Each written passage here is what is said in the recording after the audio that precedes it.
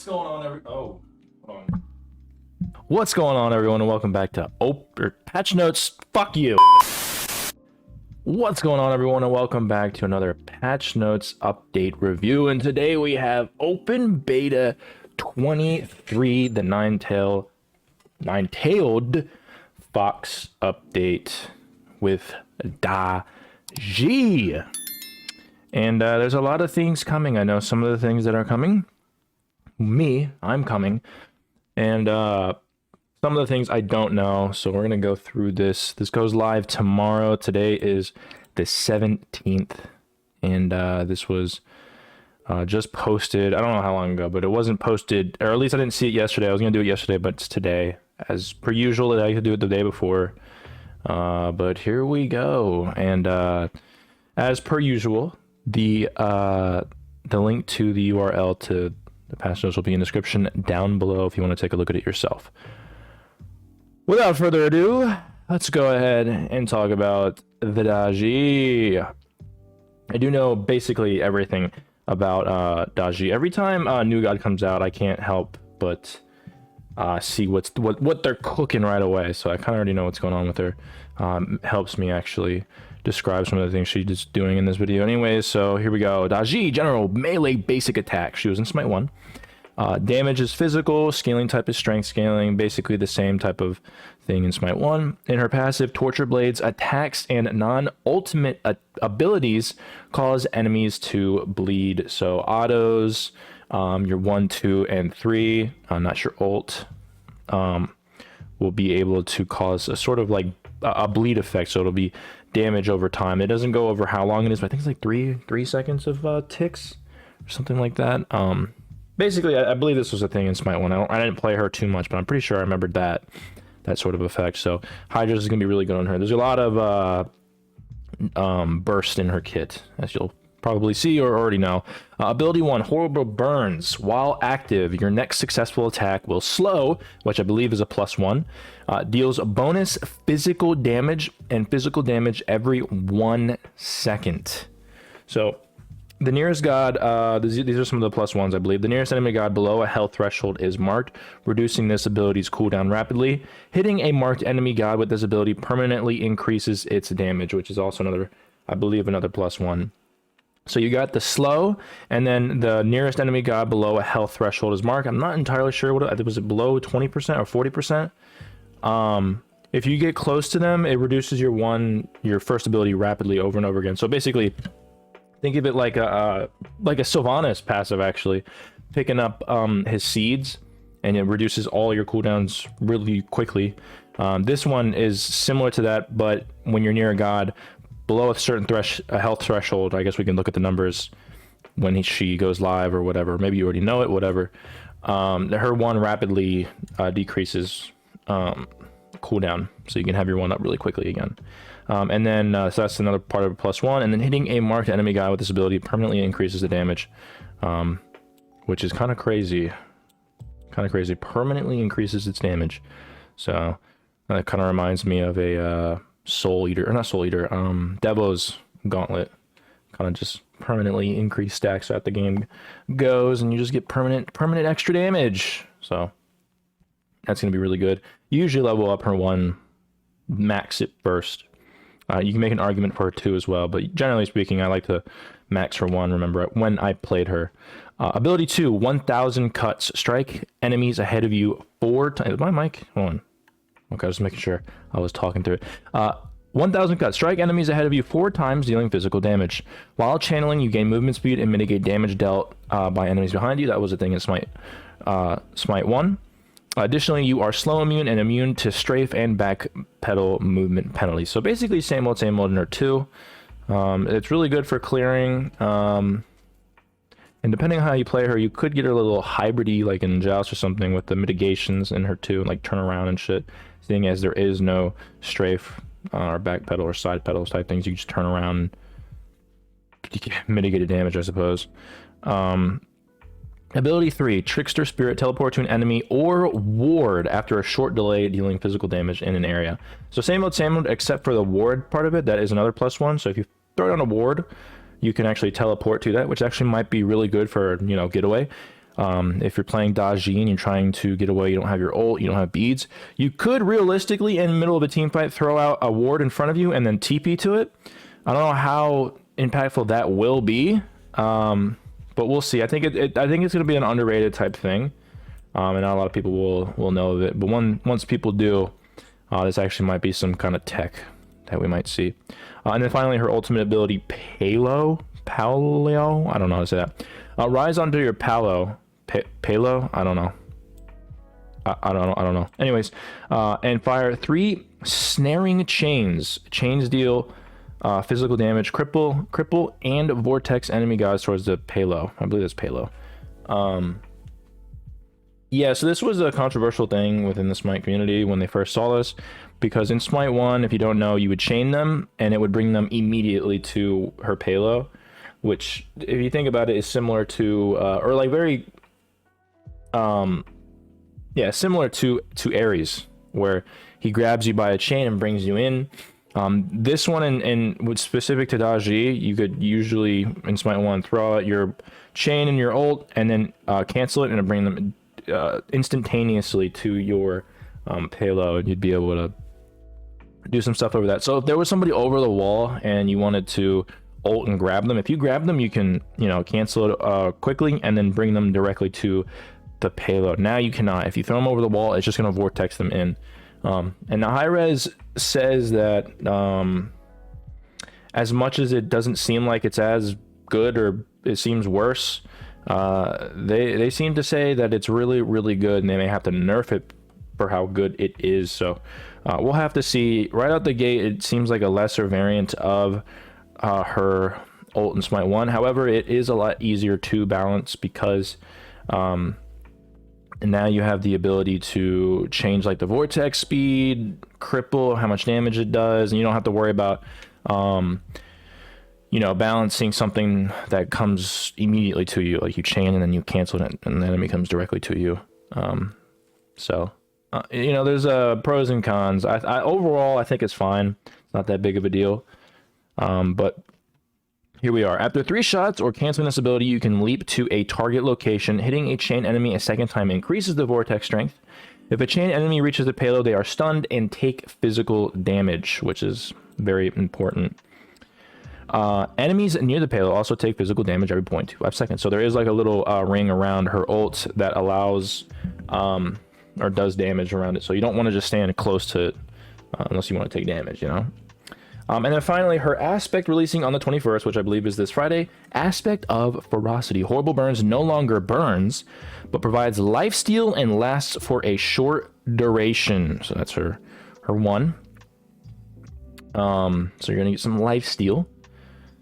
1000 cuts has a shorter cooldown, fires 2 swings, increasing attack speed thresholds, and deals attack damage. So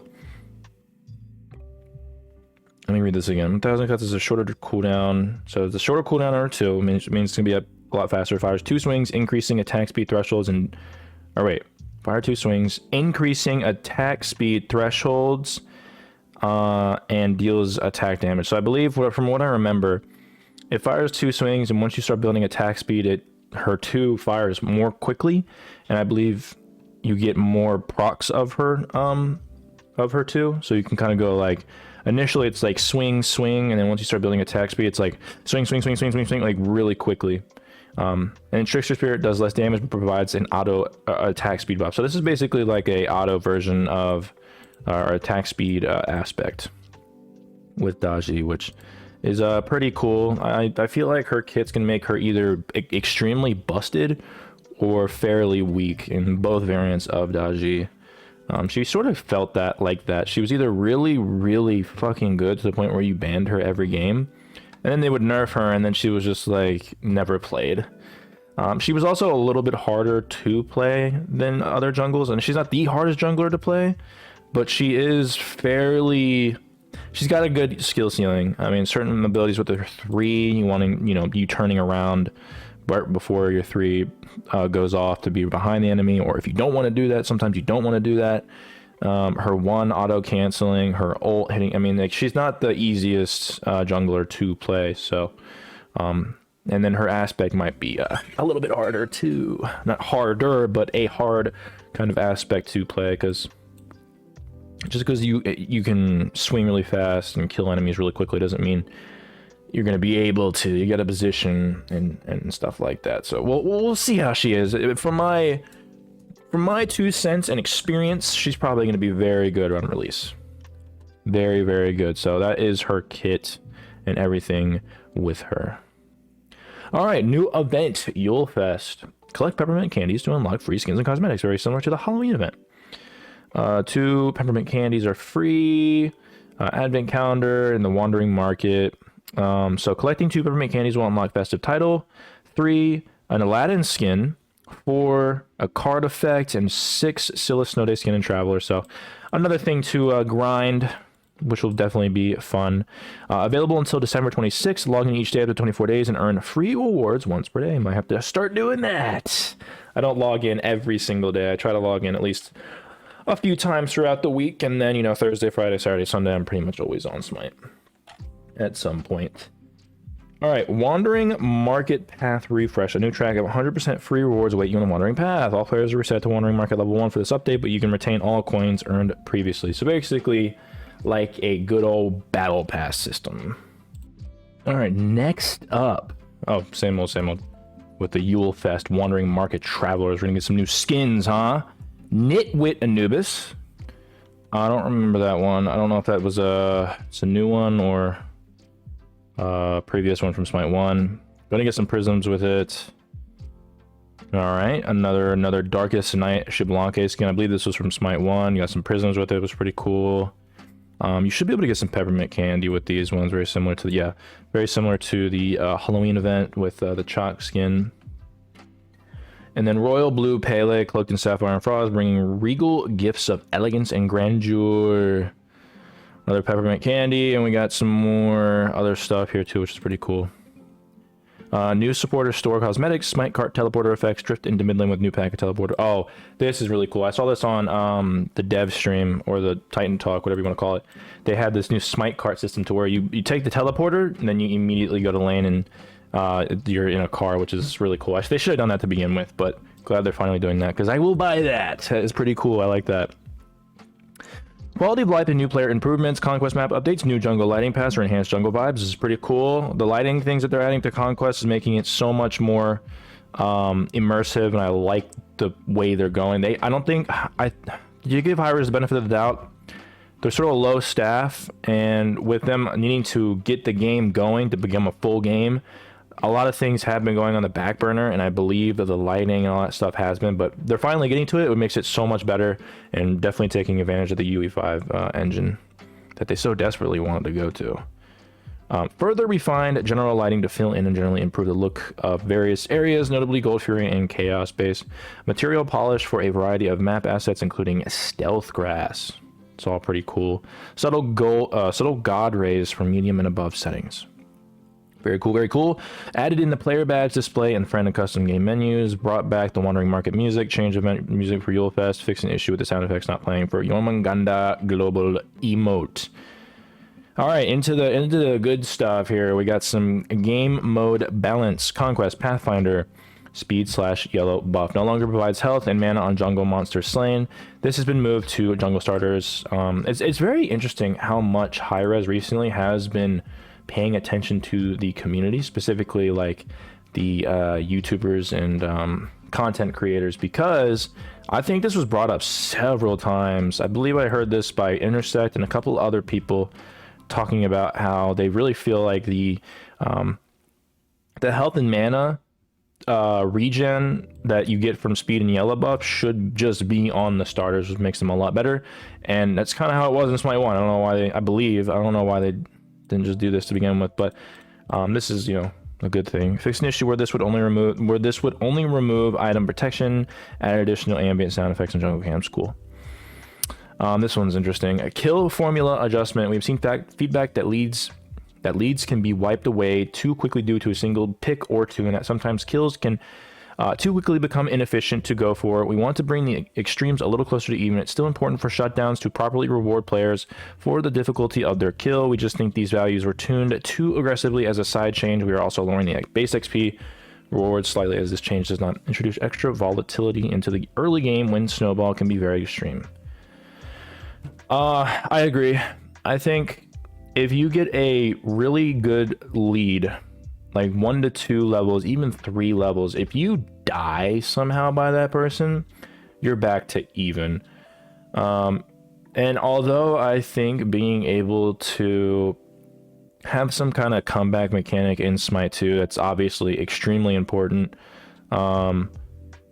If you're winning lane, you're doing everything perfect, to the point where you get like a 3-level lead, a lot of the times, you know, certain lanes are just lost, and that's completely fine. You made your way up there. But if you get ganked and like the ADC or whatever lane you're in gets that kill somehow, now you guys are like either even or close to even, which is kind of cringe, I'm not gonna lie. So I'm not opposed to that, or opposed to this. Decrease XP base reward from 130 to 100. Decreased inferior victim reduction per level 0.2 to 0.15. Superior victim bonus 0.2 to 0.15. And then decreased inferior what is this? Per level gold by 0.15, and decreased superior victim bonus 0.25 to 0.2. Jungle practice been updated to match conquest heal formulas. Okay, God responds. Decreased respawn duration per level. Wait. Decreased spawn duration. I don't remember this. Per level from 3 seconds to 2.5. Decreased spawn overtime threshold from 30 minutes to 20 minutes. Every minute after 20 adds plus 1 second to respawn timer. Okay, that makes sense. So your respawn, you're going to be coming up quicker, but as the game goes on, because they're changing the threshold from 30 minutes to 20 minutes, you're gonna see extra respawn seconds added, just making it to where like earlier in the game you're gonna have earlier in the game you'll be up there quicker, but also at the same time the overtime threshold to add a second per respawn timer is going to come 10 minutes earlier. So you'll see that probably around mid game more, that your respawn timer is going to go up, but you will come out quicker. Up until that point, I believe, is what it's saying. Base teleporters increase cooldown from 210 to 240. Using a base teleporter before the match starts now applies a reduced cooldown of 10 seconds. Wait, using a base teleporter before the match starts now applies a reduced cooldown of 10 seconds. Okay, I'm guessing it takes 10 seconds off the reduction of the cooldown. I don't know. That, or you just get it free right out the gate, I believe. That's pretty cool though. You can now use it at the beginning, because it usually was the case that you didn't want to use it right out the gate because you're just wasting it. You needed to come back to lane quickly. Moonlight. Increased Moonlight Shard spawn rate at the ritual site by 0.25% or plus 25% up to 150% when all 5 teammates are sitting on the site, which is good. It does incentivize all people going to that, starting. What the fuck is this? Fixed an issue where the ritual site would not begin spawning shards when it changed hands until after a few seconds. Okay. Your ritual site now spawns Moonlight Shards every 2 seconds while it's active when neither teammate is standing over it. Okay, that's interesting. This shit is what the fuck. Lane minion quality of life. Overall, these changes aim to make minion movements slightly more smooth and deliberate, and to reduce visual jitter and instant direction changes that can be jarring when trying to clear waves. Increase lane minion animation smoothing. Fix an issue where lane minions would not animate briefly when first coming into view. Okay, interesting. You gotta, yeah.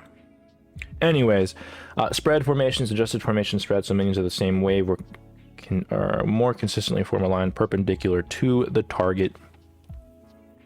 Okay. Minions can no longer step forward or backwards when falling into formation.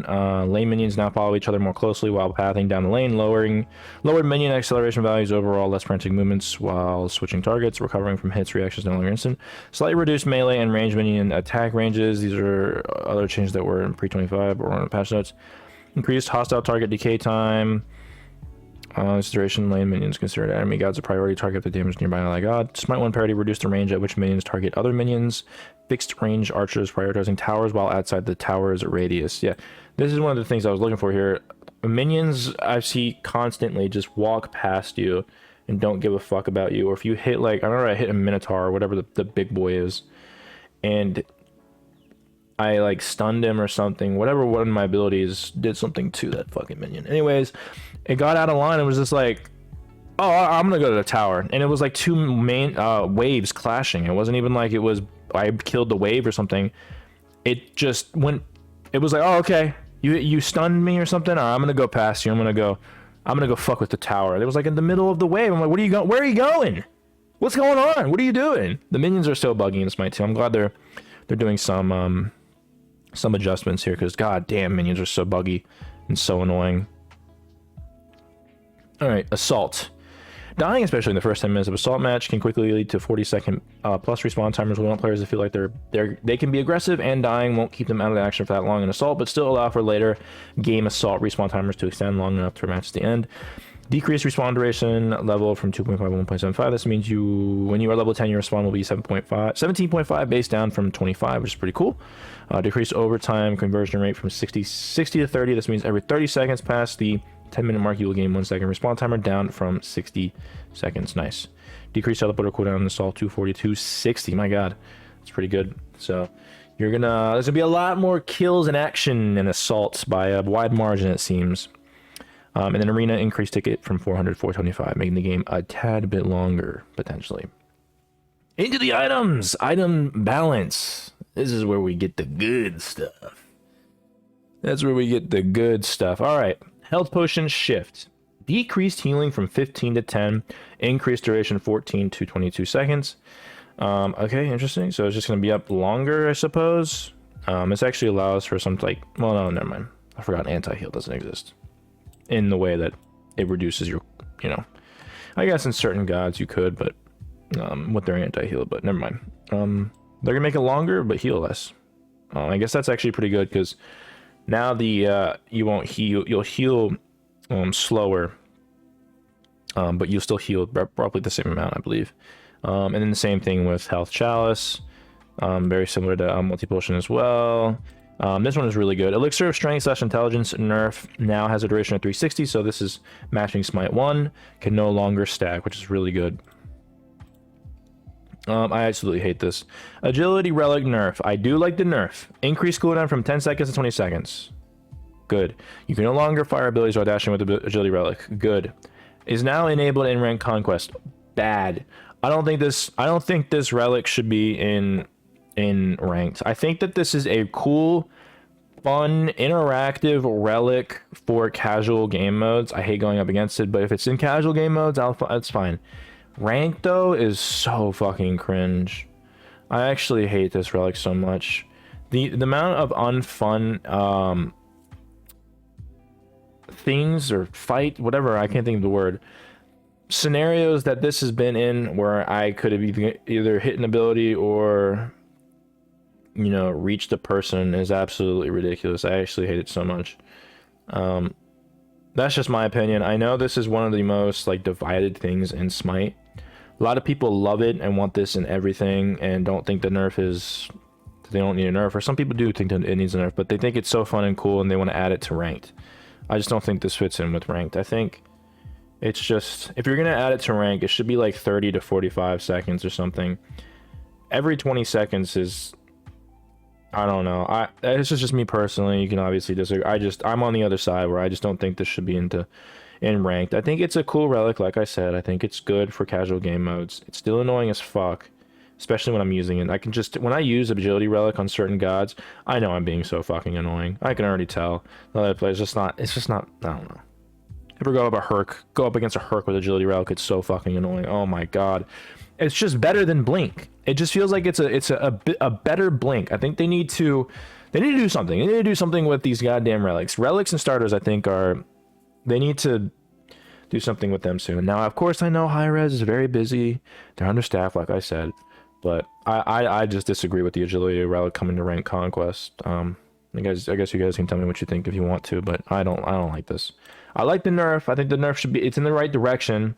I think it should be 30 seconds to like 45 seconds. This thing should not be better than Blink.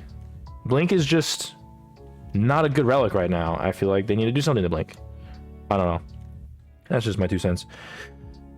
Anyways, Boomba's Golden Dagger shift, remove plus 50 true damage to jungle monsters. Now also increases attack damage by 50% to jungle monsters. Okay, so 50% damage to jungle monsters. Increase bonus damage cleave from 15% to 20. On jungle monster slain, health 10% of the slain and plus 40. So this is what it was for the speed. Now is on this, and similar to this, I believe. Boomba's Golden Spear, removed 75 true damage, and now also increases attack damage by 50% to jungle monsters. Increase bonus damage cleave from 15 to 20. Remove plus 50% damage to structures. Cudgel, which is actually not as good from Golden Dagger, at least from my experience. Increase max health from 50 to 75. Remove the attacks plus 50 true damage to jungle monsters. Increase buff damage. Buffed attack true damage from 10 to 15. Now also increases attack damage by 50% to jungle monsters. Very similar to this. Exact same thing. Now deals the bonus damage in 1.92 meter radius of the target. Increase buff attack true damage against jungle monsters from 10 to 90. Holy. On jungle monster slain, you get heal. Okay, so, and some mana. So... wow, that's a lot. 10 to 9 is crazy. This actually might be a good pickup now. Better for sure. We'll have to see. Yeah. Wait, is this? So now it deals bonus damage in a radius of the target, so very similar actually. And same thing with this one. 50% to jungle monsters and bosses. Increase buff attack true damage from 40 to 240. Holy. Now the now deals the bonus damage, yep, on jungle and on jungle monsters and boss slain plus 10% cooldown rate for 30 seconds. That's actually kind of cracked. That's actually kind of cracked as fuck. That's really good. 10 cooldown rate is kind of crazy. Or it's 10%. Oh my god, wait, it's not like 10, it's 10%.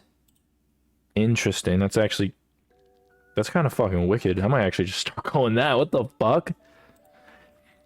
All right. Sanguine Lash rework. Decrease gold by 150. Increase strength by 15. Decrease lifesteal to 5. Remove ticks. Ticks lower the cooldown of the active effect. Good. Removed current on use. It's no longer an active. Or wait. No, it is. On use, gain 5% lifesteal and decrease tick rate to every 3.33 seconds for 4 seconds. Jesus. Oh, okay. So now they're doing it to where it's like over the time damage instead of an immediate type of burst where you can just proc it 3 times. And you only get 1 charge! But you do decrease the cooldown by 60 seconds. Interesting. So it's a damage over time, very similar to like a what's that one magical protection item that gives you health and also deals true damage around you in a circle? Phoenix Feather? Is that what it's called? Hold on. Yeah, it's Phoenix Feather. Yeah, fire out 3 pulses, healing and dealing true damage. So very similar to that actually. I don't know how I feel about this. I think it's definitely not as good, but I think it's a lot easier to balance now with this rework. I think it'll be okay. I don't think it's gonna be good. I don't think it's gonna be terrible. I think it's probably, it seems just like a mid item, but it is costing a little bit less, still a little more. I think they should probably decrease the cost by a little bit more. And maybe they should have, well, if it's every 4 seconds, you can't, there's like a cap to it. So like if you use this active and it goes for 0.33 seconds for 4 seconds, you can't press it again and have it stack on top of it, or at least I'm assuming you can. That'd be Well, you can't because there's only one. You only have one stack. But if you hypothetically had 3 stacks, let's say this is 3 stacks, and they made it to where you can't stack it on top of each other for 4 seconds, then maybe you could just keep the charges. I don't know. Either way, I think this is gonna be a okay item. I don't think it's gonna be that good from what it reads. I guess we'll have to obviously see, but I think it'll still be picked up some. Life Binder Ship, this item's been really fucking good. Decreased base damage from 110 to 60. Increase per level damage from 5 to 8. Makes it to where it's not just right out the gate disgusting. You have to make some time. Makes it to where the early game isn't as impactful. Decreased base heal. Increased per level healing. Increased intelligence. Oh, fuck. You increased intelligence? Fixed an issue where Life Binder was dealing 120 plus 5 per level to minions. It now matches listed damage. Okay, so the damage isn't going to be as good, and the healing isn't going to be as good initially, but, you know, as the game goes on, it will be still very good in the increased intelligence. I think this item's still going to be very good. It might be just not... It takes a little bit to go online, to get online, so it might not be as impactful, obviously, early game. So you might still pick it up early game, and then just, you know, as the game goes on, it becomes into what it is beforehand. Really fucking good, or you might just buy it a little bit later. Either way, I still think this item's still going to be pretty solid. Ooh, Devourer's Gauntlet Shift. Decreased lifesteal per stack from 0.075 to 0.05. Good lord. Increased strength bonus for reaching 75 stacks, 5 to 10. So final strength is 70 to 75. Final lifesteal is... Okay, they're reducing the lifesteal, but increasing strength. This item's still going to be picked up every single game. I'm going to let you know right now. At least what it seems, because the infinite stacks you still get is still very, obviously, disgusting. The Reaper rework removed all stacking mechanics, increased strength from 30 to 65. Reworked Moonlight Phase benefit, God assists all also grant the full heal. That's a lot of fucking strength, bro. They're just like, you know what? Fuck it. You guys don't want to pick up this item? We're gonna make you pick up this item. Now you just get flat 65, which is kind of crazy. We'll see how that is, but every time they've done something to the Reaper, it's just never been all that good. It's still been a niche item. Spear of Negation rework, decreased cost from 3150 to 2750, making that shit super cheap, at least comparatively. Still a pretty expensive item.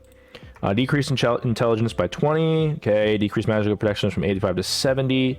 Now gains a 2.5% max health magical shield every 3 seconds up to a maximum of 15% max health. Okay, that's really fucking good, actually. That's basically just like a Kefri passive in an item. The important thing to note is it's a magical shield, so if you get hit by physical, that doesn't matter. Your shield means nothing. Very similar to like a Hakate 3.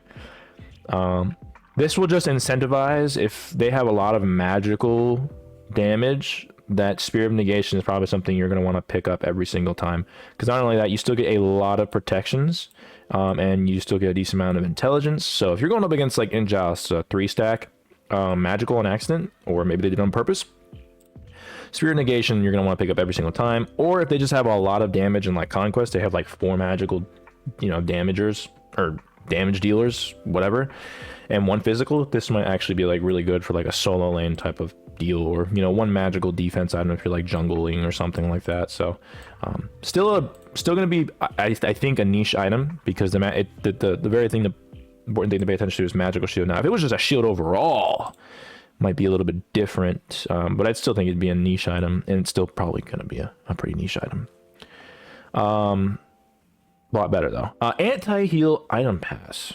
Last time we discussed anti-heal, we wanted to see how our healing pass went and continue to expand upon options for items that are generally good in their own right, but can conditionally be better against healing, rather than the intensity of the previous healing reduction items relied on before. Currently, item and lifesteal healing is probably a touch high. Yes, I believe I agree. While healing God healing is a touch low.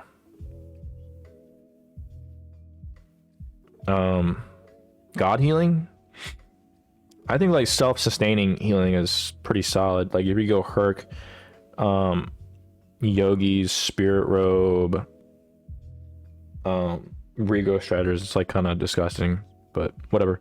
We are expanding the pool of anti-heal items to fit more rolls and allow for more opportunity to build against gods who heavily invest into healing strategies while slightly bumping up healing gods that need a little oomph added back. Our hope is this achieves a few goals. Healing gods feel their more impact.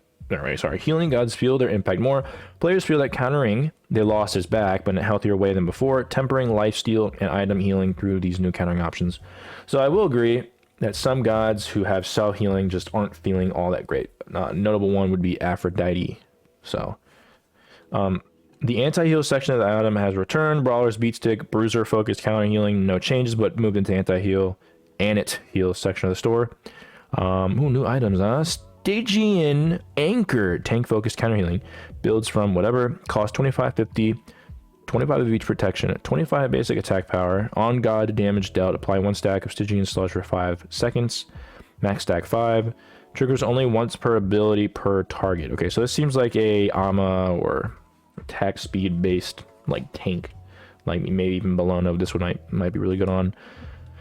Per stack, minus 3% movement speed, minus 3% attack speed, and 4% healing stolen. So you could get upwards of 15% minus movement speed, 15% minus attack speed, and 20% healing stolen. Interesting. Okay, that's not bad. I like that. I do like that.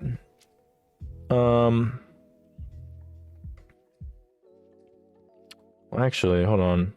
On god damage dealt, apply 1 stack of Stygian. Okay, so if I just hit them 5 times with 5 autos, they get 5 stacks of Stygian Sludge and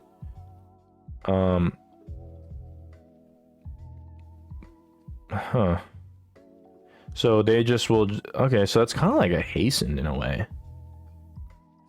They just get reduced. So this is actually be really, really fucking good against ADCs in general, because they either go, they always almost go Devourer's Gauntlet, and on top of that, you're gonna do minus. So this would be, oh my god, this might be really busted on Bologna. If you go Bologna into like an ADC, oh my god, and you build this item, jeebus, yeah, they're gonna be not only have their movement speed reduced, but also their attack speed and the healing that they're doing. You're just stealing like 20% of it. Wow, that's actually kind of crazy. That's actually, I think this is gonna be a really good item. Even without the basic attack power, this should be really good on regular tanks as well, I think. But we'll see. This is more like a solo lane. Divine Rune, mid-focus counter healing, ability of attack hit enemy god. Whoa. Ability of attack hit enemy god, trigger chain lightning that bounces 4.8 meters. Magical damage equals 40 plus 20% intelligence, marks enemies for 6 seconds, can hit the same target more than once. Cooldown 15 seconds, mark on target heals 50 health, minus 2.5 second cooldown. So if they heal 50 health, it reduces your cooldown of Divine Runes, the chain lightning effect, by 0.25. So if you're like a Afro or something and you heal 100, well, now they're reducing your Divine Rune passive lightning chain thing by 0.5 seconds. So I think that's better. I do like this. This item has just been so fucking mid to me. I just don't like the item.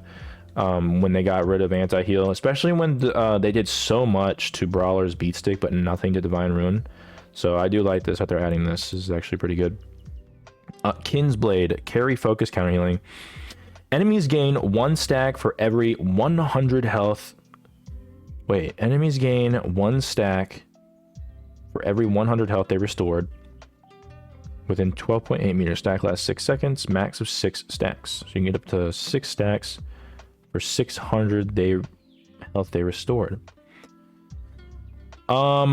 Bonus physical damage to enemy god on attack hit. Bonus damage equals 1.5% target's health plus choose highest. Oh, okay, so they're just changing Kins, because Kins is basically only works on gods who have higher health. And then, so if you have 2,000 health, they have 3,000 health. then you would take the average between 2000 and 3000, and that's how much extra damage you would do, which means it's kind of niche against certain. So if you're going up against like a squishy or whatever, it just didn't work, so there's no point. And if you're going up against tanks, it works and it's good, just, you know, not a lot of people built it because of that change. This seems a little bit lower from Kins before. So 1.5% targets max health. So that's actually good now. It's pretty good. Might start picking up Kins, but then it adds on to the fact that 0.5% per mark stack target max health, or 7.5% of how much more max health they have. So basically this was the passive before. So you can either choose this or this, whichever one is highest. And so if you're going up against anti-heal, or you're going up against a lot of healing, and you get max of 6 stacks, it's 0.5 times 6, so you're getting 3% extra target max health plus the 1.5 you already have in its passive. Or if you're going up against like a really tanky god, and the 7.5% of how much more max health they have than you is more than the 3% of target's max health, then it will opt to this one, if that makes sense. So basically whichever one's highest, and then now the passive has changed completely, it seems like, from just a flat 1.5% target's max health, which means you can actually damage squishy gods now. Which is good. This item is going to be built a lot more, I feel like. And if you're going up against healing gods, then definitely gonna pick this up almost every single time, which is nice. Kins kind of has been like a very niche item recently. Same with Divine. No one really builds those items. Avenging Blade. No one builds this item either. Jungle focused counter healing. Got a new icon, which is nice. Removed movement speed reduction. Okay. Decreased protection reduction per stack from 5 to 3.5. Increased debuff duration from 3 to 4, making it longer by 1 second. New. While in the jungle or on restoring 5% of their health, stacks are twice as effective. Okay, so that mean that it's 7%? That's what it's reading? Protection reduction. I don't think this one's going to be as good. We can go to Avenging Blade right now. I just don't...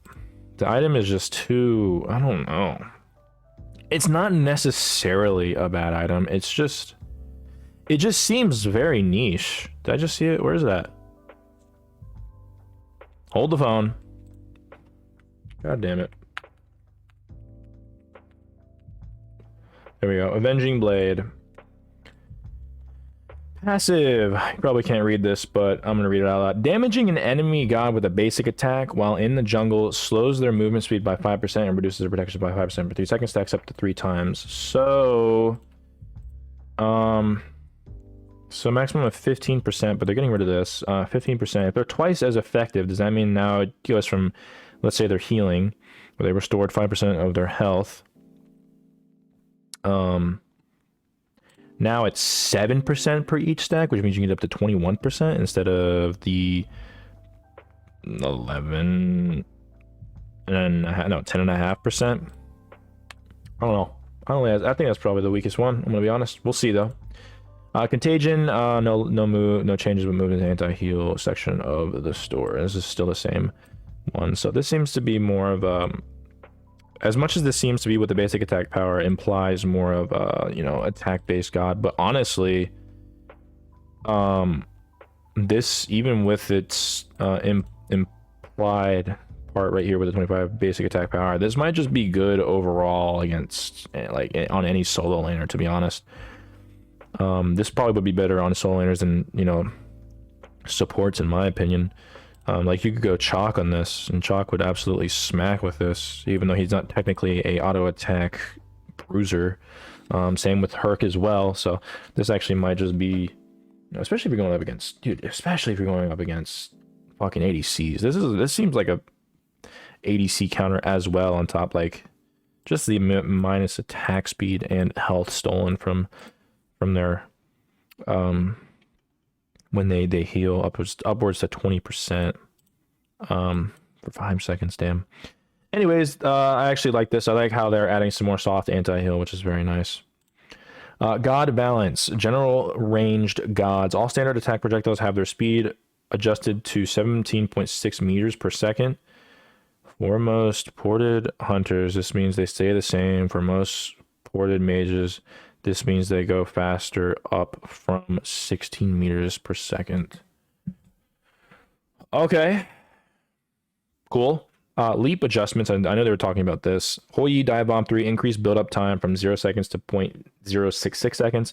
This is still significantly shorter than Smite's 1's 1.15 seconds, but we feel removing this creates a disconnect in him still being on the ground, but undamageable / hittable. Going back to 0.15 would likely reintroduce a feeling of the user being off the ground and then being interrupted on the server and being pulled down. So yeah, Hou Yi has had an issue with his 3, in my opinion, where you would hit something, or like you would hit some. It almost feel like you'd hit the Hou Yi, but they pressed 3, and so he went up immediately, which means that you didn't actually hit them in terms of the server. But now it seems like you might get interrupted a little bit easier as it takes. And it's not a lot of seconds, 0.066 seconds, but still more than 0 seconds. So we'll see how impactful that is. Still less than Smite 1, but on her 3, increased build-up speed from 0.15 to 0.1 seconds, so you'll be actually able to 3 quicker.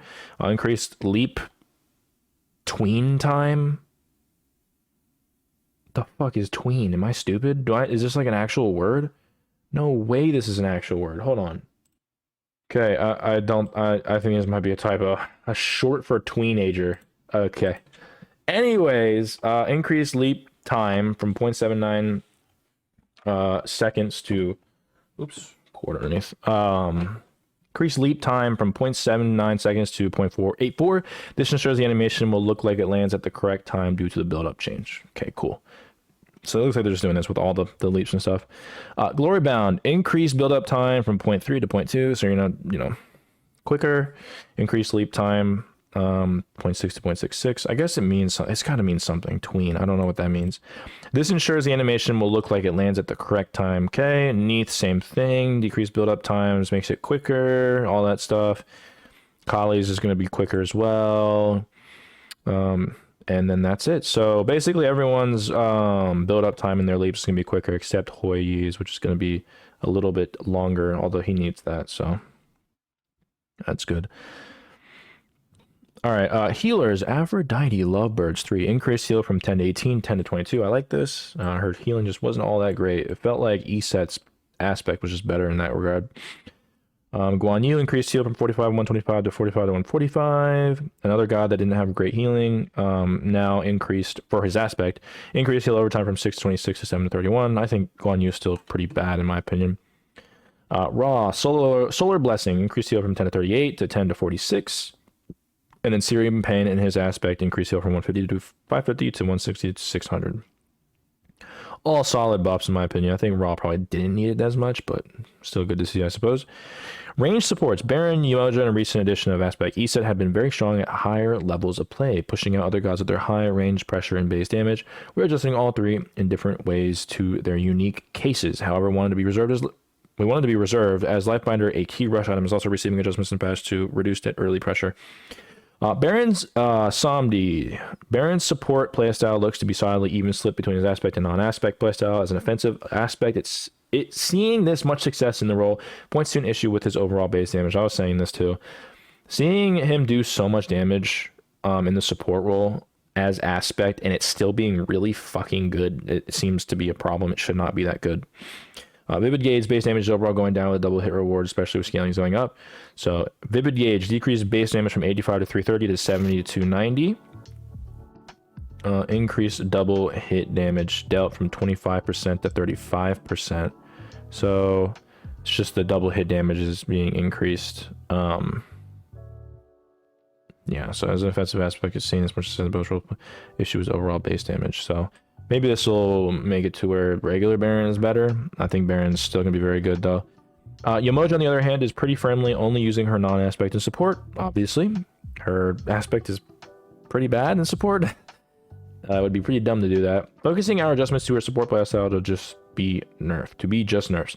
Her early game pressure is high, but we want her to return to her current strength by as early as mid-game. Separately, her aspect is getting some additional scaling to offset these adjustments and help her bring up a struggling aspect. Yeah, I think Umoja is really fucking good aspect-wise in Joust, but in Conquest doesn't seem as good. I think she is still very underrated, though, if you play her correctly. I might have to play her some more. I think she's very underrated.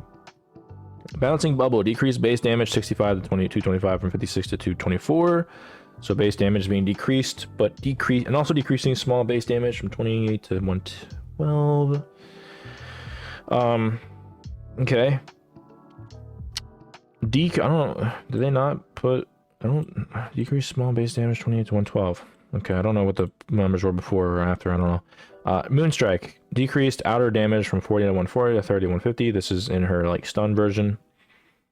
So it's going to be initially lower, but higher later.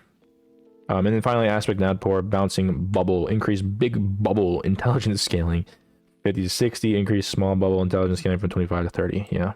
Her 2 doesn't need anything, it's her 1, it doesn't seem as impactful in my opinion. Eset's Aspect is doing very well in the support role, making her quite dominant in the role. Similar to the above gods, their early pressure contributes to her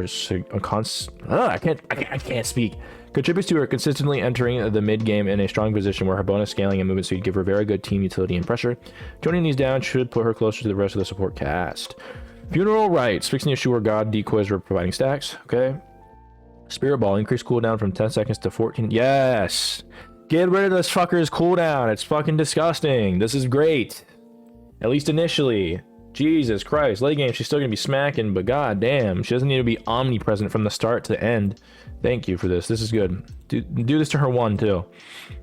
Aspect of the Life Warden. Attack. Decreased protection scaling bonus from 8 to 6. It's pretty good. Wing Gust 1. Decreased base damage from 45 to 125 to 40 to 120. New. If the first hit of a projectile is a minion, you only gain 50% healing. You gain additional 50% if that same projectile hits an enemy god as well, which is really good. The healing should not give you the exact same based on different targets, in my opinion, because it's very easy to hit a minion with a projectile, whereas it might be a tad bit harder with a god, and it also puts you into danger as you're now fighting a god. Minions won't really fight you in that same way. So this is all pretty good. Baron's still going to be very good, though. I will let you know. He's probably still going to be very good. Agni Aspect Shift. Oh my god, there's so many things here. Jeebus. Combustion. Agni's aspect currently scales with the rank of their triggering ability, leading to his early game pressure to be quite high. A level 6 Agni with 3 ranks of Flame Wave will currently deal 108 base and potentially up to 180 base max stacks before we consider scaling. You're adjusting it to no longer consider the rank of the ability triggering and only consider Agni's level. Interesting. The same situation with the new numbers would be 70 or 140 at max stacks. However, since we are overall reducing his early game lethality, we do want to ensure it scales to be a touch more threatening in the late game. Remove base damage per ability from 30 to 150. Oh, per rank from 30 to 150. Increase base damage 10. Increase per level 10. Decrease stack multiplier 1.2 to 2 to 1 to 2. Okay, so making it, yeah, again, the earlier is not going to be as great, but late game, same old, same old. This also means that a single stack, the damage matches the tooltip. Previously, it was impossible to see the tooltip value. Level 1 damage 36 to 20, level 20 damage 180 to 210. Okay, so I don't mind this. You're not really going to see this too much of a difference, but it is a good difference. It's not going to change his kit too much. It just means his early game isn't going to be as great. You have to be careful about that. And then finally, we still got a couple other things, but Aladdin's soft rework. This is going to be pretty big. Aladdin's initial tuning and design decisions led him to a state where he was the least popular god in the game, while also being highly frustrating at top levels. Simply nerfing him would not resolve these issues, so we're doing more significant adjustments. We hope these adjustments let him shine better while maintaining him as a god that still requires a high skill ceiling to execute to the fullest. So what they mean by this is that Aladdin is one of the highest skill ceiling gods, in my opinion, in Smite 2. And with that, he is super hard to play at lower levels, so a lot of people won't play him. That, and on the highest of high levels, like, you know, your deities, your demigods, high masters, if Aladdin got through, you're basically saying GG's, because he requires such a high skill ceiling that the people who are best with him can absolutely destroy games. It's almost like a death sentence if you don't ban him at the top, because he's just so good. So with that, nerfing him would make him even more less popular in like your earlier like levels, even in casuals, so the people who aren't as good with him. and then it would still make, you know, people at the top level, they'd still be smashing with him. So the disparity between this, he's such a high skill level that the disparity here is making it really hard to try to, you know, generally make him balance between each set of player skills, if that makes sense. Anyways, general, increased intelligence scaling on basic attacks from 20% to 30%, increased base health, increased per level health by actually a pretty significant amount. Level 20 health is 2351 to 2475. A decent bit of health, I'll say. 3 wishes. Wealth wish, reward god, kills and assists provide 33 more gold and gain 7.5% bonus gold from all other sources for 180 seconds. Okay.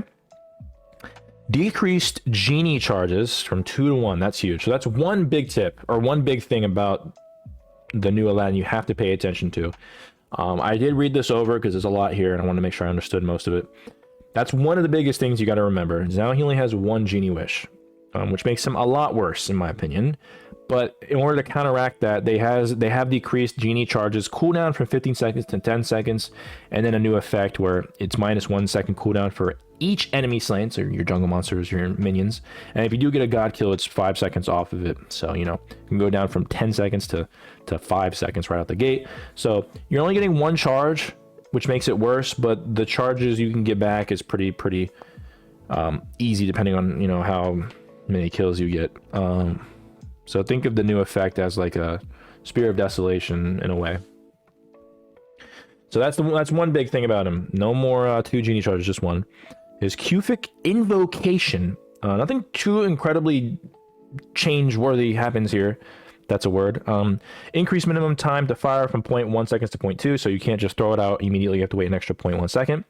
Increase pre-fire on firing the projectiles from 0 seconds to 0.067 seconds.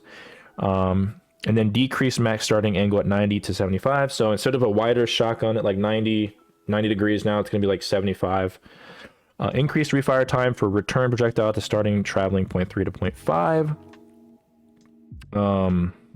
Increased refire time. Okay, so it's going to take a little bit longer for them to come back. Instead of 0.3 seconds, it's going to take 0.5 seconds for it to come back with your genie wish. Adjusted some visual and audio tells for better clarity of these stages. Increased sending small damage from 30 to 110 to 35 to 155. So base damage is higher, but they did decrease descending small intelligence and strength by 5%. So the scaling is going to be a little bit less. Increased sending large damage from 50 to 250 to 60 to 280. Again, this is the large part of it. Is going to be reduced or increased in the base damage, but decreased scaling from intelligence from 81 to 72 and strength from 72 to 63.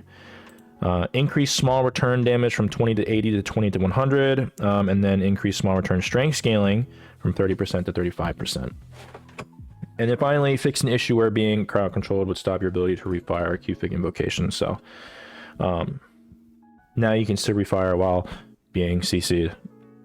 Sultan's Grace is 2 increased damage from 70 to 270 to 90 to 270. So his early game is going to be a little bit more impactful, which means even better for like if you're trying to figure out what ability to go to first, whether it's your 1 or your 2 if you're jungling. Same with your 1 as well, because it's increased by what is that, 40? Yeah, 45. This has gone up by 20 at least first. Actually, no, wait, I'm sorry. This has gone up by 5 for the small, and then 10 with the large part of it. So realistically, you're still going to probably use your 2 to go first when you're jungling. Increased punch scaling from 15% to 30% scaling to 20% to 35% scaling. So the scaling is going a little bit higher for the punch. And then, so nothing's really changed with that. Nothing too crazy. Agile Run, increased landing intelligence scaling from 55 to 70. And then increased genie knockback duration from 0.5 to 0.7 seconds. So the knockback is going to be a little bit longer, but they added a genie knockback. I think they should have probably added this up a little bit higher. I don't know. Genie knockback now knocks away from the landing location. So now instead of knocking them up, from what it reads, he's gonna knock them away instead of a knock up, which makes it a little bit less good in my opinion. I haven't seen it in game, so we'll have to see about that, but it looks like that's another important factor. So that's number 2, is that it's no longer a knock up. I believe it's a knock back. It's going to last a little bit longer, but it's going to knock them back, which means like if you're going to 3 knock up, you're gonna have to use your 2, using your 2, 2 cancel auto, or like 3, you knock them up with your 3, auto, 2, and then auto again to cancel your 2 is gonna be a little bit, maybe a little bit harder because you're knocking them back. And then finally fix an issue where the refire prompt would appear even if you have no charge to use. So far he's getting a nerf, like at this point. You don't have an extra wish, so you can't, knock them up, then use your 2, and then use your second wish to, punch them. Can't do that anymore. And then on top of that, it's a knockback. So we'll see how that is. And then finally into the lamp, remove self heal to 50% and remove enemies heal up to 50%. So there's no more healing once you ult. And then as a result of the above, the ultimate can deal damage to enemies below this 50% threshold, and it can kill enemies. So it's another thing now. Aladdin's ult used to not be able to kill, which meant that if you ulted somebody at low health, you actually are helping them in a way. Not technically, you could still, if it's a good play, it's still a good play, but now you can kill them, which is actually kind of a buff in my opinion. So now you can kill them. It's a buff and a nerf in a way, because now you're not getting the heal. So if you needed to, like, if you're like one shot and you ult them, you do get that 50% heal. Now you don't, but at least you can kill them, I suppose. So it depends on what it's a lot easier to play with, but at like a higher level, it's not going to be as good. So you do have to be careful about that. There's pros and cons to it. Overall, if you're really good with Aladdin, this is probably a nerf. In certain scenarios. New, gain 35% of Aladdin's max health as shield, and then enemy, gain 35% of Aladdin's max health as shield. So now you're getting a shield when you get in there and not health. And then rework the combat / non-combat interaction. Combats are unchanged, non-combats are ephemeral, they deal less damage but take less damage, including from combatants. So they're gonna do less damage to you, but also they're gonna take less damage, So increased non-combat, now it's gonna be damage done. Now they're going to be doing 33% less damage to you, but they're also going to be doing 33%, they're going to be taking 33% less damage as well. Increased base damage from 80 to 320 to 150 to 550, which is crazy, making him do a lot more damage. Increased strength scaling from 50 to 65 and intelligence from 65 to 90. So his ult's going to be doing a lot more damage. That's one thing. So if you do get someone low, you can die by that. Decrease cooldown from 110 to 100 to 90 seconds overall, which makes that a lot better. However, if the cooldown, new thing added, cooldown is increased by a flat 30 seconds on a successful transfer to the lamp. Increase the interact size of the lamp in the map. So now it's, instead of 2 meters, it's 4.5 meters. This means players will be less clumped up leaving the lamp, assuming they interact at a larger range. So you've got like a, let's say that the original range was this small, and you had to get like really close to it to leave it. Now it's going to be like a, what was it? 2.5 times bigger, or not 2.5 times, but a little over 2 times bigger. So like you can instead of escaping before where you had to be like really close to it, this is you right here. Instead of escaping right here, now you can escape from like right here, like a little bit. So you're not, it's a larger circle around, which means that we're not going to be all clumped up, which means it'll be a lot harder for other gods to like wait for you outside the lamp and just immediately burst you down. So that's also pretty cool. So the biggest things you want to keep in your head: you can now kill with your lamp, so that's one. You no longer gain health from it when you go inside of the lamp. It's now a shield, so it's not as good. Of course, you have like the damage reduction that they'll take, and the damage that done to you is reduced as well, but that's not as important. There's some things you could keep in mind, but that's not the biggest thing. His 3 now knockbacks instead of, I believe, knocking up, which is very important. And then finally in his passive, you only get, this is the 4th thing, you only get 1 genie charge, which makes him a lot less good in my opinion. You're not going to be able to, use your genie wish to knock up with your 3, and then, use your 2, cancel it, autos, all that stuff, and then use your genie punches right away. You're only going to have 1 of those, so it's going to make him not do as much damage.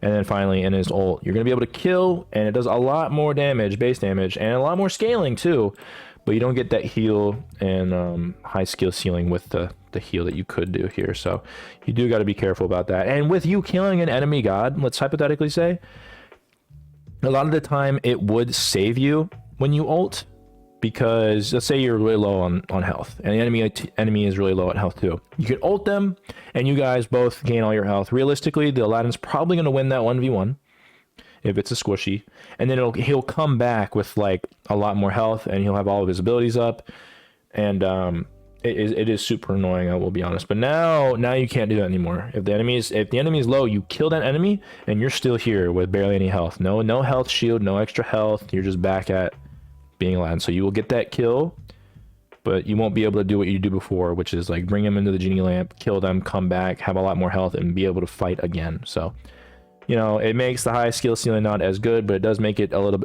bit easier to use for like lower players.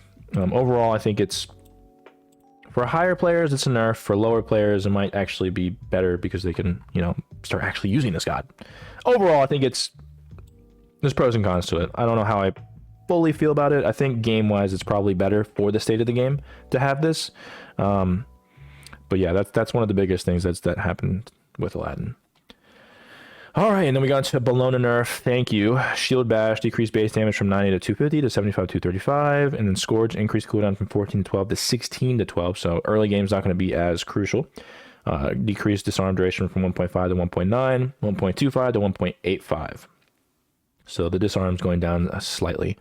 Much needed nerf. I think she needs to be alerted a little bit more, but right in the right direction. Cernunnos buff Bramble Blast in his 2 increased base damage from 65 to 205 to 65 to 245. And then now in his ult will now apply your current season effect to enemies hit. So the 4 seasons you have in his passive will now, whichever one you have active, will also affect them there. And Osiris aspect nerf is another good aspect that we should be nerfing. Thank you. Aspect of the fragmented. Fixed an issue in his passive where this is granting a charge every 3 seconds passively rather than listed 4. Cool. And then finally, Sickle Strike 1.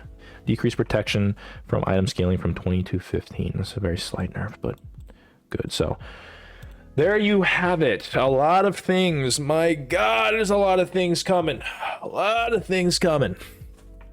So we'll do we'll go back in this real quickly. Bellona nerf is much needed. Same with Osiris. There's Aladdin thing, the 4 things I told you about. The Genie Wish going down to 1. The 3 is now becoming a knockback. In his lamp, you can now kill. You no longer get health. You get a shield if you do land it in his ult. So very important things to pay attention to. Agni aspect, making his early game not as impactful, which is good. Gods like Iset, Yemoja, and Baron are all getting specific nerfs, specifically to like the support role. Baron in regards to his aspect versus regular form, making his aspects seem less impactful or not as good to go when, you know, they're trying to buff regular Baron. I don't know how this one doesn't seem as crazy. I think Baron's gonna be really good. Same with Yemoja. They're making her early game not as good, but late game a little bit better. And then Iset, they're just nerfing Iset because she needs the nerf. Actually, right, there's not a ship or anything, right? No, they're all nerfs, which is good. Iset is really fucking strong. They're increasing a lot of healing from certain healers like Aphrodite, Guan Yu, and Ra. Finally, in the god balance, you got the leap adjustments. So you got Hou Yi, his build-up time's gonna be a little bit longer, so you could catch him off before he goes up into the air, whereas before you really couldn't. Anhur, Ullr, Neith, and Kali are all gonna have their getaways build up a little bit quicker. Range gods changing for mages really make it faster, I suppose. Some new anti-heal, soft anti-heal items now being added. Gastigian Anchor for tanks. This is probably going to be your solo lane type of thing here, and especially good on gods like a Bellona. Honestly, it seems like a very good item to go against like ADCs. Divine Ruin is also getting an added part to anti-heal part to the item, which is good. Same with Kinsblade, they're adding anti-heal, but they're also just changing the entire item now to where it was before, making this item a lot less niche, and you can kind of pick this up every single time now. Avenging Blade as well, they're just doubling the effects while in jungle for the protection reduction, which can be good. I'm not saying it can't be good, because you can get up to, what, 21%, if depending on the healing stacks. I don't think it's all that great. Out of all of them, at least. Some other items that they're changing: Sphere of Negation rework, more focused on, you know, with the passive of the healing, or of the health shield, making it more impactful against magical gods.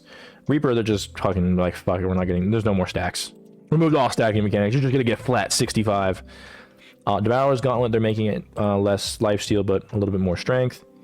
Lifebinder is getting nerfed early game, but late game will still probably be the same, so I think it's still gonna be a good item to pick up. Just might be picked up a little later, or people might just still pick it up. We'll never know until it happens. Sanguine rework is actually gonna make it a lot less impactful, reducing it to one charge and no longer doing a burst of, and it's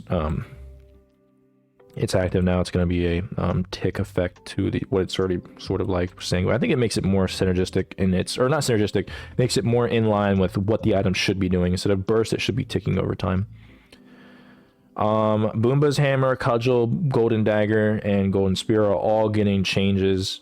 Boomba's Cudgel and Hammer, I think, going to be a little bit more impactful with the 10% cooldown rate now, and its upgraded version, and then increased buff attack true damage against jungle monsters from 10 to 90, on top of the healing that they've added. They transferred from the, you know, yellow buff to the actual item itself. And we got Agility Relic being nerfed slightly and now being added to Rank Conquest. I fucking hate that. They're doing away with the stacking of Elixir, so now it's 360 seconds and you can't stack them, like I just said. And then they're increasing the duration of all the healing chalices, including the multi one, but they're also reducing the amount you gain per. Just gonna make it a little bit the healing not as quick for how short it was, if I said that right. Some assault changes, some good conquest changes, kill adjustments. I already talked about the yellow buff, stain. God respawns are going to be shorter at the beginning, but as the game goes on, thresholds reduced by 10 minutes. So they're, you know, earlier in the game, the respawn, or towards the middle of the game, the respawn timer is going to be a little bit higher. Moonlight changes, which is pretty cool. What was this again? Every 2 seconds. And then now, depending on how many are in there, will increase the spawn rate, which is really good. They're fixing a lot of minion errors too, or minion shit too. Some quality of life with Conquest map, which is pretty cool. Some the new car thing. Then you got some new skins for Yule Fest, a new event Yule Fest for anyone playing. Make sure you get in every day to get your rewards once that goes live, which I believe is December 1st. I don't know. It doesn't say. Log in each day up to 24 days. Maybe December 2nd. I don't know. Whenever it goes live. Maybe this goes live now. I don't know. Or tomorrow. We'll see. And then finally, Daji and her aspect, which I believe will be pretty solid when she comes out. But that's it. My God. What a long ass fucking patch notes. God, tired from that. There's Open Beta 23. There's a lot coming. This is probably one of the most impactful recent updates they've had in a while. A lot of things changing. A new god being added with Daji as per usual. Gods like Aladdin are getting a huge change. So many different things happening that I went over just a second ago. So let me know what you guys think about this in the comment section down below. If you do like these videos, please like, comment, and subscribe. It means a lot. Twitch is in the description down below if you want to go ahead and check me out there. I'm usually live every Thursday, Friday, Saturday, and Sunday. Usually in the evening time. Discord in the description down below if you want to join our Discord. You so may well be able to. You can join our Discord in the description down below. Memberships are open for 99 cents a month and $2.99 a month if you so desire. But not necessary, but very much appreciated. But I think that's everything that I have for you. So, with that being said, thank you guys for watching.